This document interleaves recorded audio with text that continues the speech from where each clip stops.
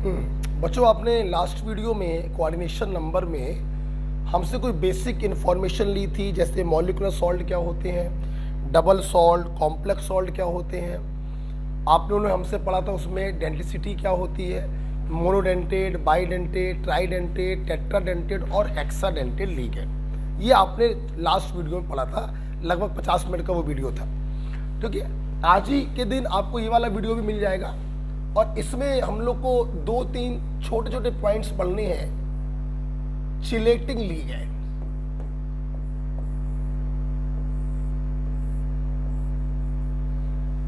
They for 5 or 6 membered ring with metal।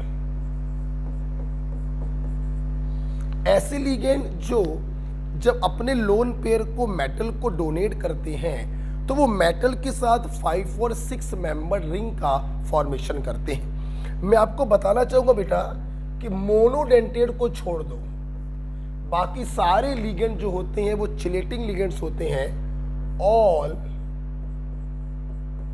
Bidentate and polydentate, जितने भी bidentate और polydentate होते हैं, मोनो को छोड़ दीजिए, ये सब के सब आपके बच्चों कहलाते हैं चिलेटिंग लिगेंड। फॉर एग्जाम्पल, ये मान लीजिए ऑक्जेलेट है,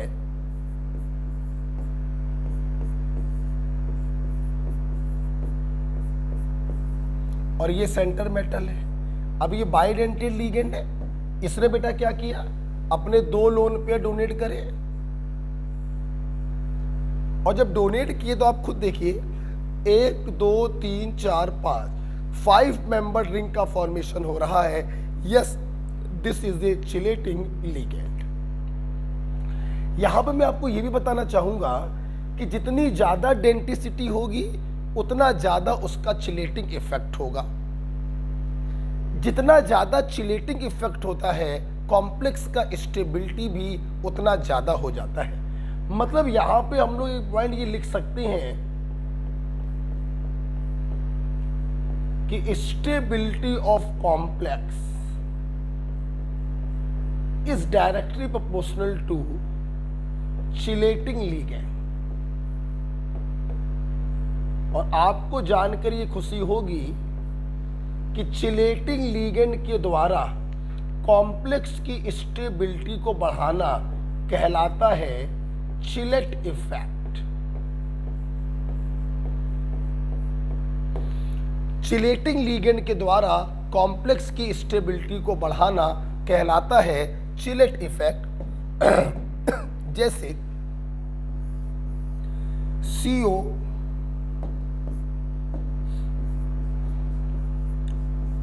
CH3NH2 का होल 6, एक मैंने आपको ये दिया,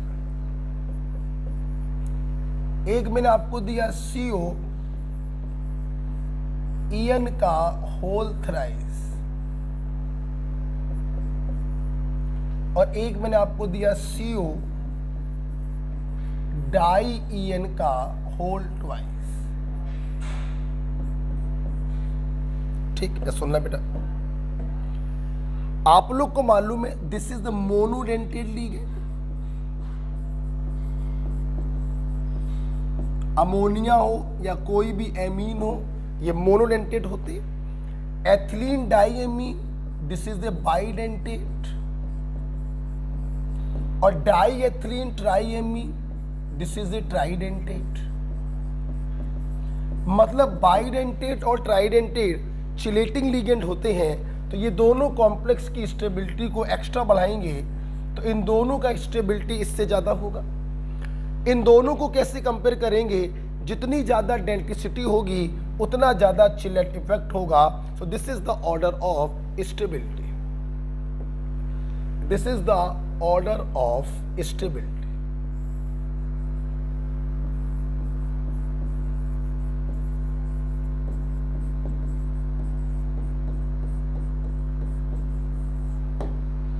ओके बेटा, तो ये देखिए एक चिलेटिंग लिगेंड का पॉइंट हमें पढ़ाना था हेक्साडेंटेट के बाद, तो ये पॉइंट मैंने पढ़ाया। डेंटिसिटी से रिलेटेड सारे पॉइंट्स बच्चों खत्म होते हैं। अब यहां पर हमारे सामने पॉइंट आएगा कोऑर्डिनेशन नंबर और इफेक्टिव एटॉमिक नंबर। ये 2 पॉइंट बेसिक और रह गए हैं और इसके बाद सीधे स्टार्ट होगा IUPAC नोमेनक्लेचर। तो आप इसको पॉज करके लिख लीजिएगा, मैं आगे बढ़ना चाहूंगा। ओके, अगला बेटा पॉइंट जो मैं आपको पढ़ाना चाहता हूं दैट इज कोऑर्डिनेशन नंबर। देखिए, डेंटिसिटी का मतलब है लिगेंड द्वारा दिए गए कोऑर्डिनेट बॉन्ड, दिए गए लोन पेयर। मतलब denticity is associated with ligand, coordination number is associated with centre metal. Centre metal जितने कोऑर्डिनेट बॉन्ड एक्सेप्ट करता है वही उसका कोऑर्डिनेशन नंबर कहलाते हैं। मतलब लिख सकते हैं total coordinate bond accept by centre metal. जितने coordinate bond centre metal accept करता है वही उसका कोऑर्डिनेशन नंबर कहलाता है। फॉर एग्जांपल सुनिए, इसका मैं फार्मूला भी एक बच्चों को बताता हूं, लेकिन उससे पहले आप लिखिएगा मत। कोऑर्डिनेशन नंबर को हमेशा वर्बली निकालने का प्रयास किया करिए, मुंह जबानी। फार्मूले का इस्तेमाल मत करिए, वर्बली निकालने का प्रयास कीजिए। कैसे? एथिलीन डाइएमीन बाइडेंटेट है, तो एक ईएन से 2 कोऑर्डिनेट बॉन्ड जाएंगे, तो 2 ईएन से 4 जाएंगे। ठीक। क्लोरीन जो है वो मोनोडेंटेट है, एक क्लोरीन से 1 जाएगा तो 2 क्लोरीन से 2। तो कोबाल्ट ने कुल कितने कोऑर्डिनेट बॉन्ड एक्सेप्ट किए? 6। तो इसका कोऑर्डिनेशन नंबर क्या हो गया? 6। कैसे निकाला आपने? एक एथिलीन डाइएमीन से 2, तो 2 एथिलीन डाइएमीन से 2 दूनी 4, प्लस एक क्लोरीन से 1, तो 2 क्लोरीन से 2 into 1 बराबर कितना आ गया? 6। यही तो आपने किया कोऑर्डिनेशन नंबर। हाँ, तो हमेशा कोऑर्डिनेशन नंबर को वर्बली निकाला करो। रही बात फार्मूले की, बेकार फार्मूला है, फिर भी लिखना चाहो देख लो। आपने क्या किया? आपने नंबर में उस लिगेंड की डेंटिसिटी से मल्टीप्लाई किया और सबको उठाकर जोड़ दिया। तो मैं ये लिख सकता हूं कोऑर्डिनेशन नंबर बराबर number of particular ligand multiplied by its denticity, और सबको उठाकर जोड़ दो। मैं इस फार्मूले को इस्तेमाल करने के लिए कभी नहीं कहता हूं, मैं हमेशा कहता हूं कि आप वर्बली निकाल लिया करिए। ठीक है, आप इसको लिख लीजिए और फिर आइए हम लोग इसके एग्जाम्पल करते हैं।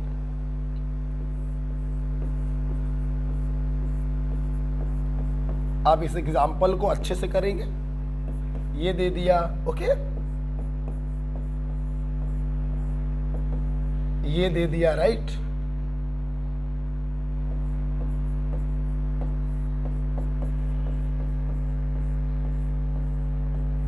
ये दे दिया,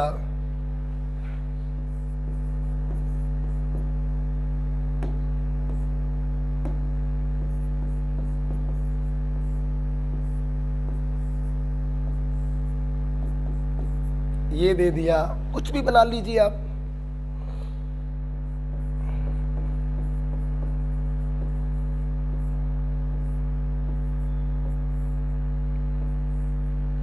ये दे दिया,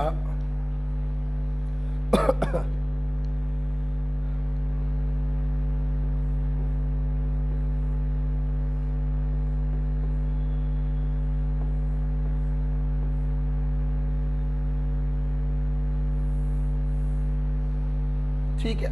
बनाने को और भी बहुत सारे बनाए जा सकते हैं।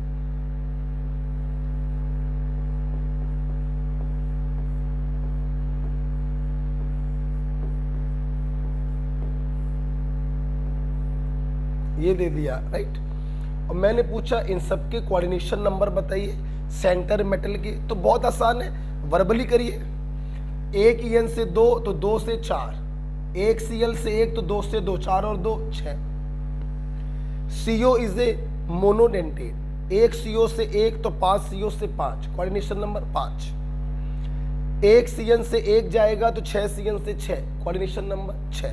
तो वर्बली कर सकते हैं। और अगर आपको निकालने का मन है फार्मूले से, तो number of ligand multiplied by its density, number of ligand multiplied by its density, coordination number आ गया 6।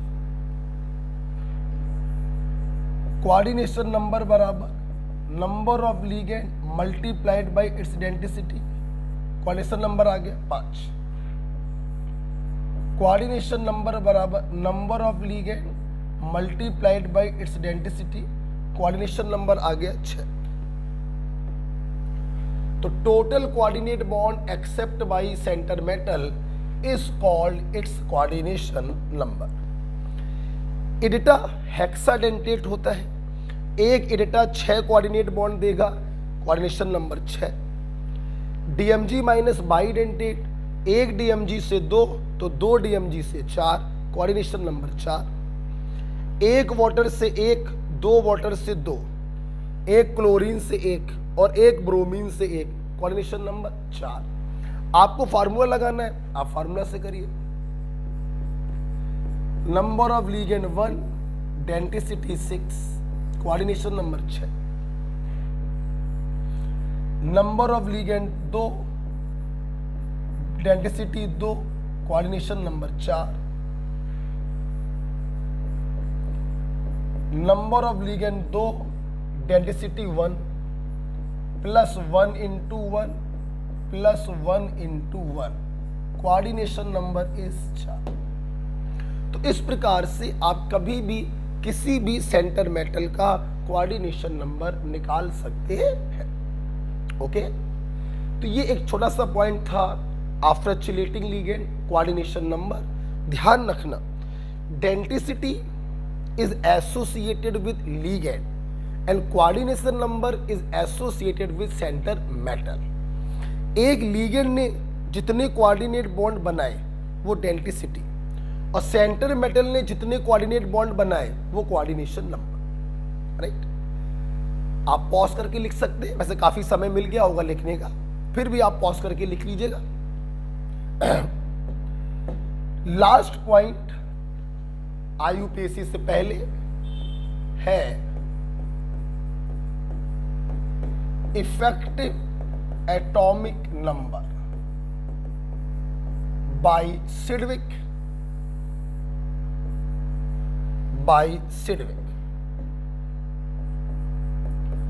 बच्चों ध्यान रखना, जिस प्रकार से coordination number is associated with centre metal, effective atomic number is also associated with centre metal. और इसका बच्चों डायरेक्ट फार्मूला होता है इफेक्टिव एटॉमिक नंबर बराबर atomic number of centre metal minus oxidation number of centre metal plus 2 into coordination number. Effective atomic number बराबर atomic number of centre metal minus oxidation number of centre metal plus 2 into coordination number. यहां पे मैं आपको एक बात और बताना चाहूंगा कि ऑक्सीडेशन नंबर को विद साइन रखेंगे। कैसे रखेंगे? With sign. पॉजिटिव में आती है ऑक्सीडेशन नंबर तो प्लस लगाओ चाहे ना लगाओ, लेकिन अगर माइनस में आती है तो जब माइनस में रखोगे तो माइनस माइनस क्या हो जाएगा? प्लस हो जाएगा। ओके, वैसे बच्चों मेटल का ऑक्सीडेशन नंबर 99% प्लस में ही आता है, लेकिन मान लो कोई ऐसा केस आ जाए जिसमें माइनस में ऑक्सीडेशन नंबर आ जाए, तो जब यहां पर माइनस में रखोगे तो माइनस माइनस क्या हो जाएगा? प्लस हो जाएगा। ओके, तो ये फार्मूला हम लोग को याद होना चाहिए। इफेक्टिव एटॉमिक नंबर बराबर atomic number minus oxidation number plus 2 into coordination number. लिख लो मेरे साथ साथ लिख लो मेरे। हाँ, पर्चा बड़ा जीर्ण थीर अवस्था में चला गया है। आइए, जैसे मैंने आपको एग्जांपल दिया K3Fe, एक एग्जांपल मैं कराऊंगा, बाकी एग्जांपल आपको करने हैं। ठीक, देखो बेटा, हमें आयरन का इफेक्टिव एटॉमिक नंबर निकालना था।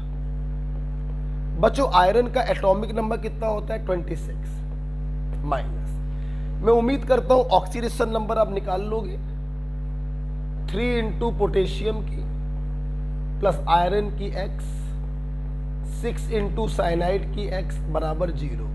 x बराबर आप निकालेंगे +2 आएगा। प्लस में आ रही है, प्लस को लगाने की जरूरत नहीं होती, सीधे रख दिया magnitude plus 2 into coordination number. इसका कोऑर्डिनेशन नंबर कितना होगा? 6 इंटू 1 6 आएगा।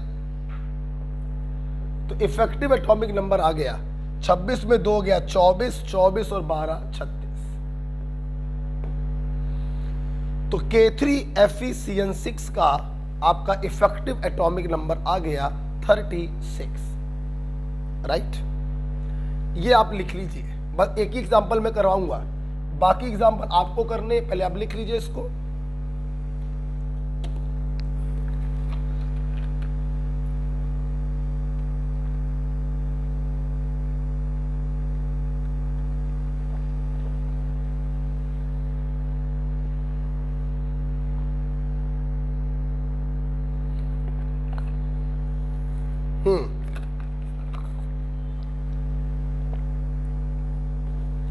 लिख लिया होगा। आइए, एक एग्जांपल मैंने कराया, इफेक्टिव एटॉमिक नंबर बराबर atomic number minus oxidation number with sign plus 2 into coordination number. अब अगले 2 एग्जांपल आप करेंगे।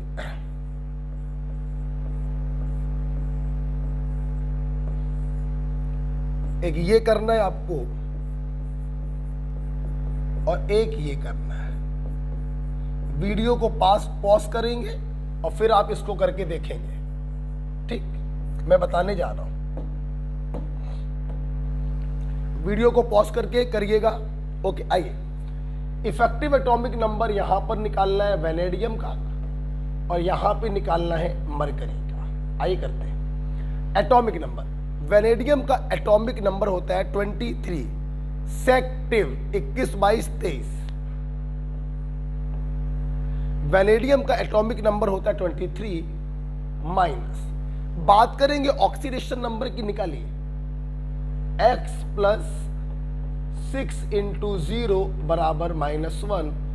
तो x बराबर, देखा बेटा आपके सामने केस आ गया जहां पे ऑक्सीडेशन नंबर -1 में है, प्लस 2 इंटू कोऑर्डिनेशन नंबर समझ गए होंगे 6 होगा। आप देखिए माइनस माइनस प्लस हो जाएगा, तो 23 और 1 24, 24 और 12 36। VCO6 माइनस में आप देख सकते हैं इसका इफेक्टिव एटॉमिक नंबर 36 आया। आई होप आप लोगों का सही हुआ होगा। इसमें आइए, मरकरी का एटॉमिक नंबर बच्चों होता है 80, जिंक कैडमियम मरकरी 30 48 और 80। ना मालूम हो तो लिख लीजिए। Second B group periodic table का जिंक कैडमियम मरकरी, जिंक का 30 होता है, कैडमियम का 48 होता है, मरकरी का 80 होता है। ठीक, देखिए 80 माइनस ऑक्सीडेशन नंबर निकालेंगे 2 इंटू 1 प्लस एक्स, 4 इंटू -1 बराबर 0। एक्स बराबर आएगा +2 प्लस 2 इंटू कोऑर्डिनेशन नंबर 4।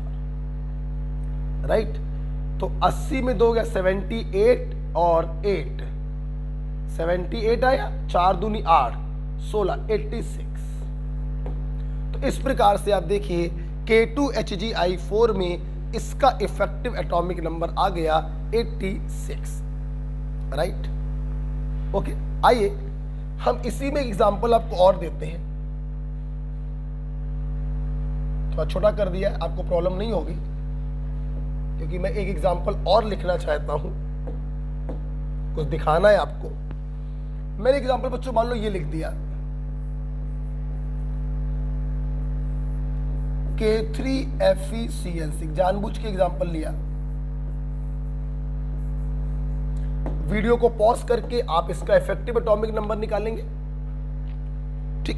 मैं बताने जा रहा हूं वो, अच्छा K3 है, K3 मैं ले चुका हूं, तो मैं यहां पर K4 कर देना। K3 में ले चुका हूं, तो मैं यहां पे K4 कर दे रहा। जानबूझ के एग्जांपल लिया है, कुछ दिखाना चाहते हैं। देखिए अब जरा इफेक्टिव एटॉमिक नंबर निकालिए। आयरन का atomic number 26 minus oxidation number समझ गए होंगे आप लोग, यहां +2 आई होगी, वहां +3 दी है। बेटा एक मिनट, बेटा एक मिनट, एक मिनट, एक मिनट, एक मिनट, एक मिनट, लिखने में गलती हो गई है। क्या हो रहा है? 3, ये 4 है बेटा।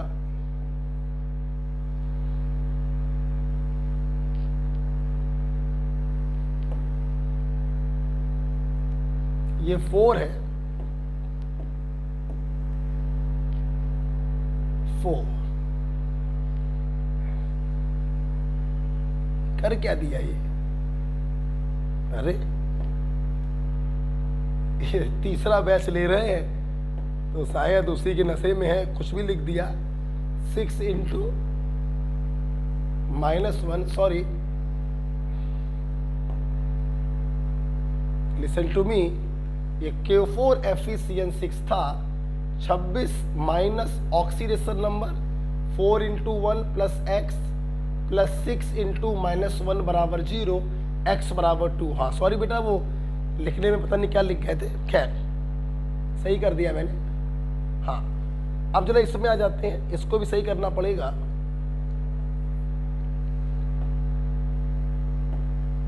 वो K4 है और ये K3 है, ठीक है। अब आए तो वहां पे +2 आया था, समझ में आ गया, यहां पे +3 आएगा। तो इफेक्टिव एटॉमिक नंबर बराबर atomic number minus oxidation number +2 into coordination number. 26 में 3 गया 23, 23 और 12 35। आप देखिए वो बड़ा लिखने में मिस्टेक हो गई थी, यहां पर K4 होना चाहिए था। उम्मीद करते हैं आपको समझ में आ गया होगा। आइए अब ये देखिए बेटा, हम लोग क्या देख रहे हैं कि इस वाले कॉम्प्लेक्स में आयरन का इफेक्टिव एटॉमिक नंबर 36 है, जबकि इस वाले कॉम्प्लेक्स में आयरन का इफेक्टिव एटॉमिक नंबर 35 है। हमारे स्टूडेंट को ये मालूम है कि इनर्ट गैसेस होती हैं हीलियम, नियन, आर्गन, क्रिप्टन, जिनन और रेडॉन। 2, 10, 18, 36, 54, 46। सुना बेटा, अगर किसी एटम का effective atomic number inert gas के बराबर है तो हम कहते हैं कि वो कॉम्प्लेक्स नोबल गैस रूल को फॉलो करता है। ये भी नोबल गैस रूल को फॉलो करेगा। 86 नोबल गैस रूल को फॉलो करेगा, लेकिन 35 वाला जो है ये नोबल गैस रूल को फॉलो नहीं करेगा। बस मैं यही आपसे कहना चाहता था। मैं बात फिर से सॉरी बोलना चाहूंगा, वहां पे मैं गलत लिख गया था, अब सही है सब कुछ। तो हम लोगों ने देखा कि अगर किसी एटम का effective atomic number inert gas के एटॉमिक नंबर के बराबर आ जाता है तो हम कहते हैं कि वो कॉम्प्लेक्स नोबल गैस रूल को फॉलो करेगा। ऊपर के 3 नोबल गैस रूल को फॉलो कर रहे हैं, 36, 36, 86, जबकि लास्ट वाला जो है ये नोबल गैस रूल को फॉलो नहीं करेगा। इसका इफेक्टिव एटॉमिक नंबर 35 आया है। तो जिनका effective atomic number inert gas के एटॉमिक नंबर के बराबर आता है, हम कहते हैं कि वो नोबल गैस रूल को फॉलो करता है। राइट, आप देख सकते हैं ये कुछ एटॉमिक नंबर बताए थे मैंने सेकेंड बी के, और ये एटॉमिक नंबर मैंने आपको बताए हैं इनर्ट गैसेस के, इनकी जरूरत पड़ती है।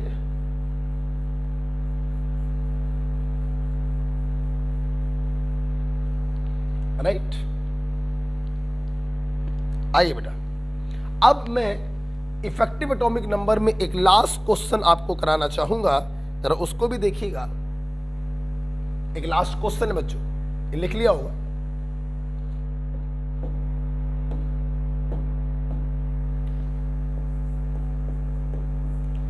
लिखेंगे फाइंड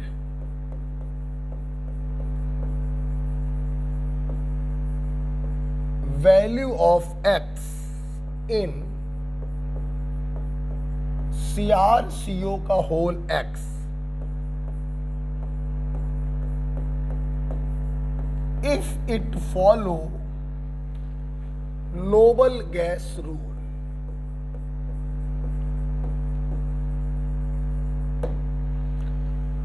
आपको x की वैल्यू बतानी है अगर ये नोबल गैस रूल को फॉलो करा। वेरी सिंपल, अगर ये नोबल गैस रूल को फॉलो कर रहा है तो क्रोमियम का इफेक्टिव एटॉमिक नंबर उसी पीरियड की इनर्ट गैस के बराबर होगा।